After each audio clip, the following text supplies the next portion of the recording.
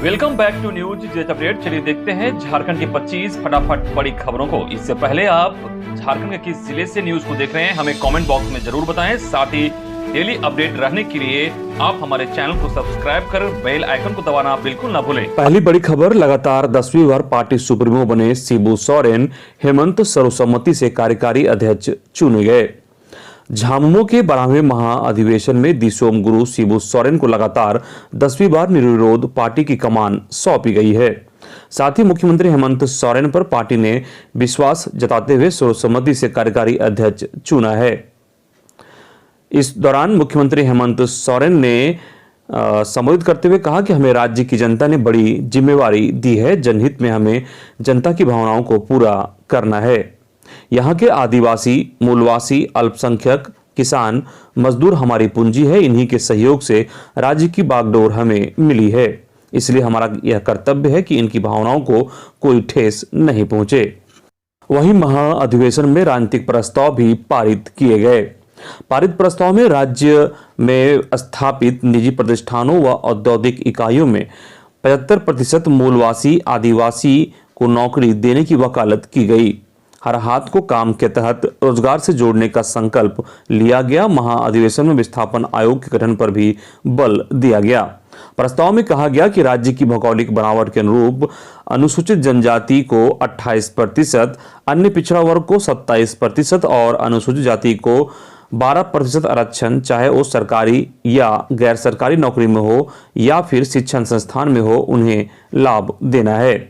साथ ही कृषि और ग्रामीण अर्थव्यवस्था पर भी जोर दिया गया।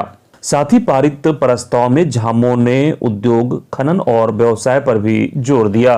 प्रस्ताव में यह भी कहा गया कि खनन या उद्योग के पट्टे कालबद्ध तरीके से आवंटित किए जाएं ताकि रैयतों का मालिकाना हक समाप्त ना हो।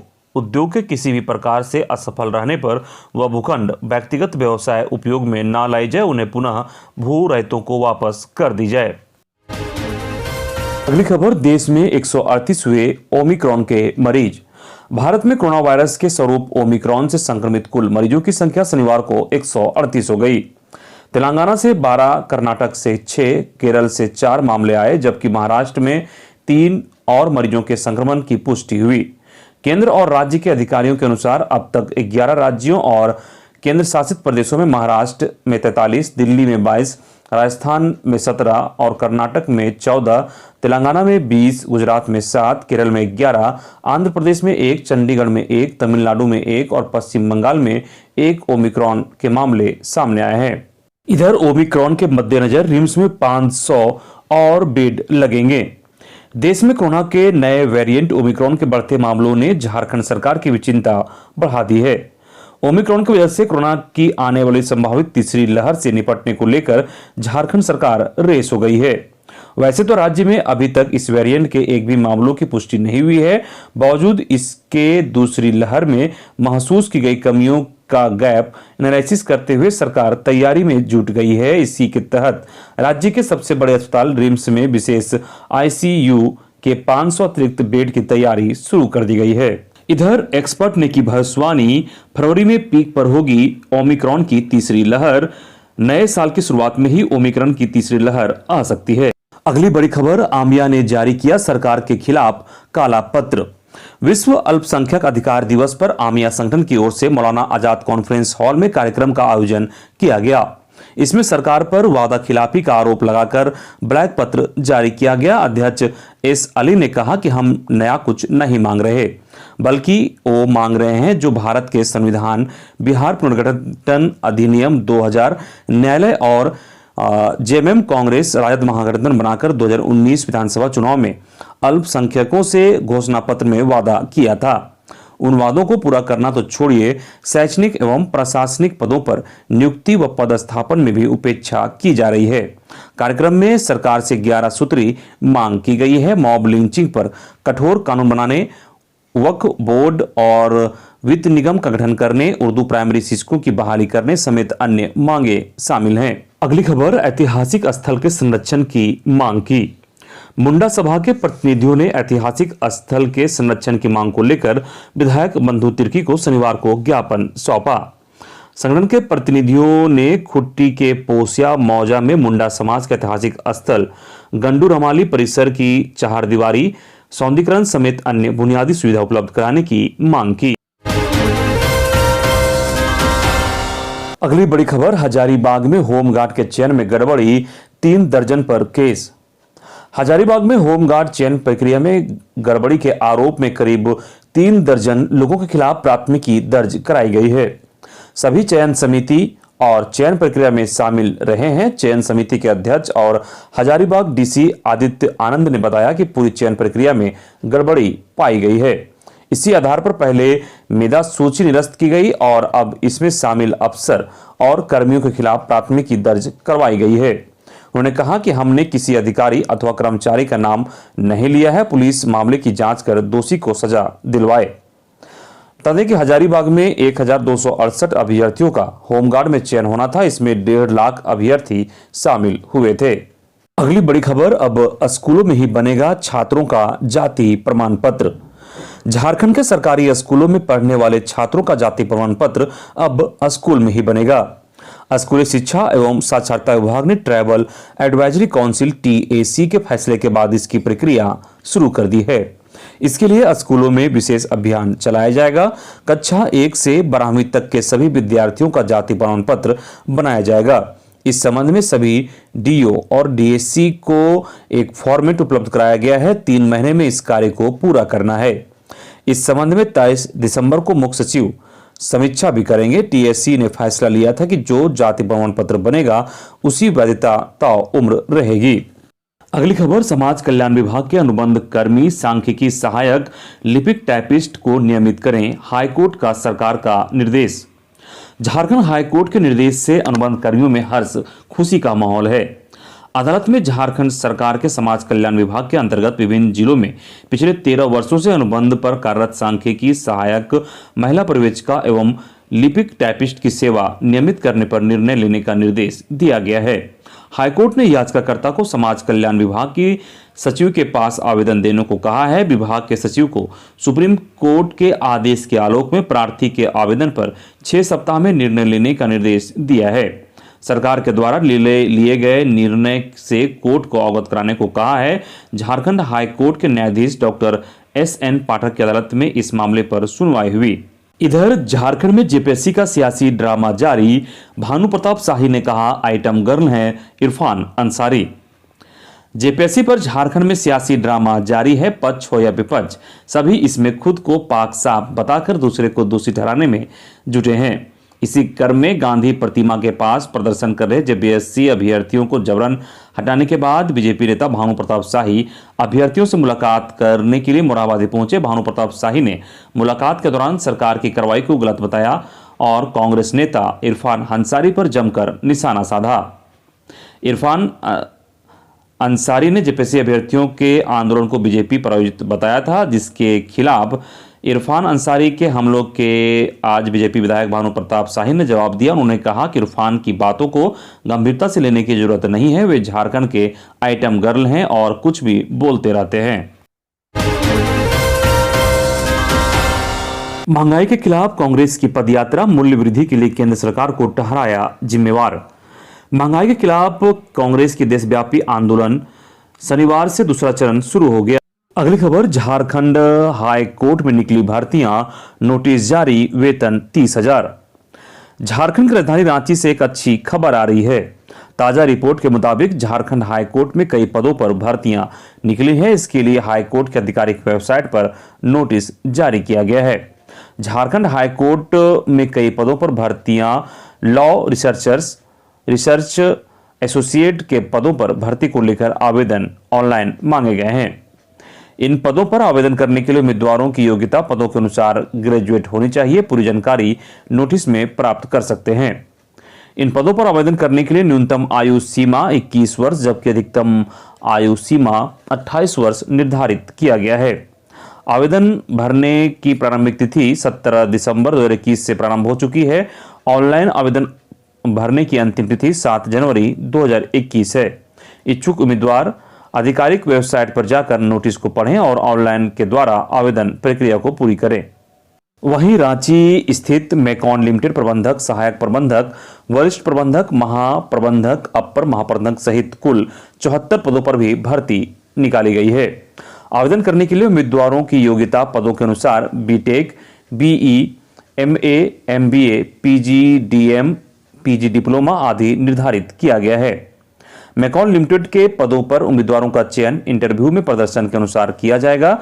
अगर आप इन पदों पर आवेदन करना चाहते हैं तो आप 25 दिसंबर तक आवेदन की प्रक्रिया को पूरा कर लें। इच्छुक उम्मीदवार मेकॉन लिमिटेड के आधिकारिक वेबसाइट पर जाकर प्रकाशित नोटिफिकेशन को पढ़ें और फटाफट आवेदन करें। आधिकारिक वेबसाइट www.meconlimited.co.in/jobs.aspx है। वेतनमान 20,600 से 73,000 प्रति माह है। नौकरी का स्थान रांची है। अगली खबर, झारखंड के जस्टिस एसके द्विवेदी की अदालत में गैर अनुसूचित जिलों में संस्कृत शिक्षकों की नियुक्ति के मामले में दाखिल अवमानना याचिका पर शनिवार को सुनवाई हुई। सुनवाई के बाद अदालत ने कार्मिक सचिव को प्रतिवादी बनाने का आदेश दिया है। कोर्ट ने इसके लिए 4 सप्ताह का समय दिया है।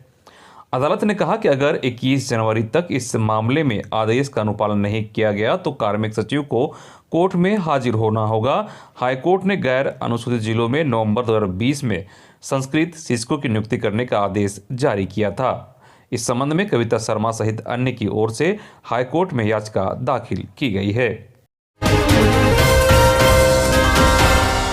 अगली खबर, बीआरपी सीआरपी ने मंत्री को सौंपा ज्ञापन। बीआरपी सीआरपी एसएस संघ के प्रतिनिधि मंडल ने ग्रामीण विकास मंत्री आलमगीर आलम से मिलकर बीआरपी सीआरपी की समस्या के समाधान के लिए ज्ञापन सौंपा और सरकार से इस पर पहल कराने के लिए निवेदन किया। इससे पूर्व संघ के प्रतिनिधि द्वारा पारा शिक्षकों के संबंध में लिए गए उचित निर्णय के लिए सरकार को साधुवाद भी दिया। संघ ने कहा कि 16 वर्षों से बीआरपी सीआरपी भी समग्र शिक्षा अभियान में अपनी सेवा दे रहे हैं। जिस तरह पारा शिक्षकों का कल्याण किया गया उसी अनुरूप बीआरपी सीआरपी का भी कल्याण हो। मंत्री को संज्ञान में दिया गया कि बीआरपी सीआरपी की स्थिति अत्यंत दयनीय है।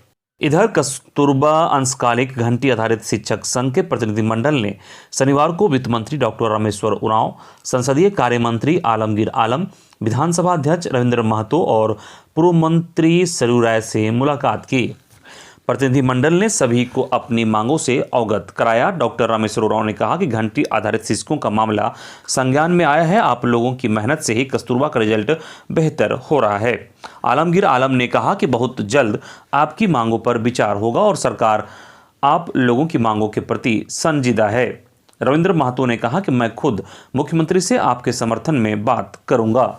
अगली बड़ी खबर, जेपीएससी अभ्यर्थियों से मिलने के बाद बोले दीपक प्रकाश, गड़बड़ी की हो सीबीआई जांच।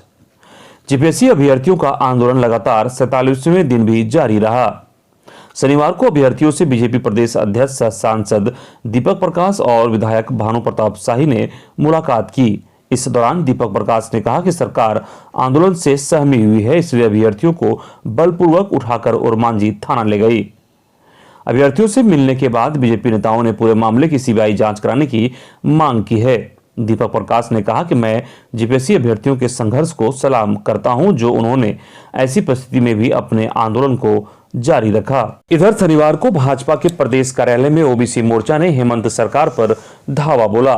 प्रेस कॉन्फ्रेंस में भाजपा ओबीसी मोर्चा के राष्ट्रीय महामंत्री डॉक्टर निखिल आनंद ने कहा कि केंद्र सरकार ओबीसी समाज को मान सम्मान देने में लगी है। मोदी सरकार ने देश की आजादी के बाद पहली बार केंद्रीय मंत्रिमंडल में ओबीसी समाज से 27 मंत्री दिए हैं। नीट में मोदी सरकार ने ओबीसी समाज को आरक्षण दिया है, जिससे आने वाले दिनों में ओबीसी समाज की प्रतिभाओं को लाभ मिलेगा। वहीं राज्य सरकार के 27% आरक्षण देने की बातें केवल जुमला साबित हो रही है। इस दौरान ओबीसी मोर्चा के प्रदेश अध्यक्ष अमरदीप यादव, मोर्चा के राष्ट्रीय महामंत्री कृष्णा महतो सहित कई अन्य उपस्थित थे। पूर्व मुख्यमंत्री रघुवर दास का हेमंत सोरेन पर बड़ा हमला, कहा झारखंड में चल रहा है राजसी शासन, रोज हो रही है हत्याएं। जानकारी के मुताबिक बीजेपी के राष्ट्रीय उपाध्यक्ष रघुवर दास ने हेमंत सरकार पर बड़ा हमला किया है। पूर्व सीएम ने हेमंत के शासन को राजसी शासन करार देते हुए झारखंड में बहु बेटियों के सुरक्षित नहीं होने का आरोप लगाया। उन्होंने कहा कि झारखंड में रोज हत्याएं हो रही है, लूटपाट और भय का माहौल है। रघुवर दास ने हेमंत सरकार को हर मोर्चे पर विफल बताया और कहा ये आदिवासियों का हित नहीं चाहते। रघुवर दास ने कहा कि इस सरकार के 2 साल के कार्यकाल में सिर्फ हेमंत के परिवार और उनके भाई का विकास हुआ है। रघुवर दास दुमका दौरे पर शिकारीपाड़ा प्रखंड के मरुटी गांव में एक जनसभा को संबोधित करने के दौरान बोल रहे थे। अगली खबर, राज्य के सम्मान के साथ कमल भगत की अंत्येष्टि। लोहरदगा के पूर्व विधायक कमल किशोर भगत को शनिवार को राज्य के सम्मान के साथ अंतिम विदाई दी गई। कुड्डू के जिंगी मसना में टाना भगत रिवाज से उनका अंतिम संस्कार किया गया। इसके पहले शुक्रवार को उनके पार्थिव शरीर को अंतिम दर्शन के लिए आंसू कार्यालय लाया गया था, जहां लोगों ने श्रद्धा सुमन अर्पित की। बाद में गांव में लोगों ने दोपहर 2 बजे तक उन्हें श्रद्धांजलि दी। आंसू पार्टी सुदेश महतो अपने तमाम विधायकों के सदस्यों के साथ पहुंचे और भगत को श्रद्धांजलि अर्पित की। सरकार के प्रतिनिधि के रूप में डीसी ने भगत को श्रद्धांजलि दी। पुलिस जवानों ने उन्हें सशस्त्र झुका देकर सलामी दी। अगली खबर, रांची सदर अस्पताल मामले में 23 दिसंबर को होगी सुनवाई। रांची सदर अस्पताल का काम पूरा नहीं होने को लेकर दायर अवमानना याचिका पर हाईकोर्ट में सुनवाई हुई। मामले की सुनवाई करते हुए chief justice doctor Ravi Ranjan व जस्टिस एस.एन. प्रसाद की अदालत ने संवेदक से अब तक किए गए कार्यों की जानकारी शपथ पत्र के माध्यम से जमा करने का निर्देश दिया है। इस मामले में 23 दिसंबर को सुनवाई होगी। सुनवाई के दौरान राज्य सरकार की ओर से बताया गया कि कोर्ट के आदेश पर संवेदक व राज्य सरकार के अधिकारियों के साथ बैठक हुई, जिसमें सभी काम में सहयोग करने की बात कही गई। संवेदक ने भी जल्द से जल्द काम पूरा करने का आश्वासन दिया है। अगली खबर, झारखंडी भाषा संस्कृति की हृदय स्थली है। कुलपति प्रोफेसर डॉक्टर कामनी कुमार ने कहा कि झारखंड की सांस्कृतिक विरासत को ग्लोबल पहचान बनाने व दिलाने की दिशा में रांची विश्वविद्यालय के जनजातीय एवं क्षेत्रीय भाषा विभाग हमेशा अग्रसर रहा है। यह विभाग पूरी दुनिया में एक अनोखी मिसाल बना था, जहां एक ही छत के नीचे एक प्रदेश की 9 मातृभाषाओं की पढ़ाई की व्यवस्था की गई हो। जनजातीय एवं क्षेत्रीय भाषा विभाग रांची विश्वविद्यालय का एक महत्वाकांक्षी विभाग है। अगली बड़ी खबर, हत्या मामले में 7 दोषियों को आजीवन कारावास। खबर सिमडेगा से है, जहां एडीजे राममोहन सिंह की अदालत ने हत्या के मामले में 7 दोषियों को आजीवन कारावास एवं 30 हजार रुपये का जुर्माना की सजा सुनाई है। सजा पाने वालों में विनोद डुंगडुंग, जोसेफ डुंगडुंग, इस्माइल लकड़ा, इसहाक लकड़ा, रवि लकड़ा, विनय लकड़ा एवं प्रकाश लकड़ा शामिल है। विदित हो कि यह मामला रेंगाड़ी थाना जोगी मुंडा गांव का है। विनीत लकड़ा के भाई विकास लकड़ा ने 8 आरोपियों पर हत्या का मामला दर्ज कराया था, जिसमें एक आरोपी नाबालिग है। अगली खबर पलामू की है, जहां सोना सोबरन धोती साड़ी योजना में गबन पर कार्रवाई। पाकी के तत्कालीन नाजिर सुनील कुमार निलंबित, एफआईआर दर्ज। जानकारी के मुताबिक वित्तीय वर्ष 2014-15 में पाकी प्रखंड के तत्कालीन नाजिर सुनील कुमार द्वारा सोना सोबरन धोती साड़ी योजना में 7,13,760 की राशि सरकारी राजकोष में जमा नहीं की थी। इस मामले में उपायुक्त पलामू शशि रंजन के निर्देश पर प्रखंड विकास पदाधिकारी पाकी द्वारा थाने में प्राथमिकी दर्ज की गई थी। अगली खबर, अल्पसंख्यकों को शैक्षणिक से नौकरी तक दें 10% अधिकार चांद। गिरिडीह में शनिवार को विश्व अल्पसंख्यक दिवस की हर ओर धूम रही। झामुमो अल्पसंख्यक मोर्चा जिला समिति ने जहां जिला कार्यालय में और मोमिन सोसाइटी 84 पंचायत करहरबारी ने अंसार मैरिज हॉल कोलडीहा में 1 दिवसीय कार्यक्रम किया। मौके पर झामुमो अल्पसंख्यक मोर्चा के जिला अध्यक्ष मोहम्मद चांद रशीद अंसारी ने दोनों कार्यक्रमों से अल्पसंख्यकों को शैक्षणिक से लेकर नौकरी में 10% अधिकार देने की वकालत की। कहा कि सरकार शीघ्र अल्पसंख्यक आयोग का गठन करें, इसके साथ मदरसा बोर्ड और उर्दू अकादमी के गठन पर गंभीरता दिखाए। उन्होंने सरकार से लंबित मांगों को देने की भी अपील की। अगली खबर, बेरोजगार युवाओं के लिए बिहार सरकार का बड़ा तोहफा। बिना ब्याज के मिलेगा 10 लाख का बैंक लोन, देने होंगे केवल 5 लाख। बिहार सरकार ने औद्योगिकीकरण और उद्यमिता को बढ़ावा देने के लिए बेहद खास योजना लॉन्च किया है। इस योजना के अनुसार बगैर किसी ब्याज के उद्योग स्थापित करने के लिए 10 लाख रुपए का तक लोन मिल सकेगा और इस योजना में लोन का आधा हिस्सा ही यानी केवल 5 लाख रुपए ही चुकाने होंगे।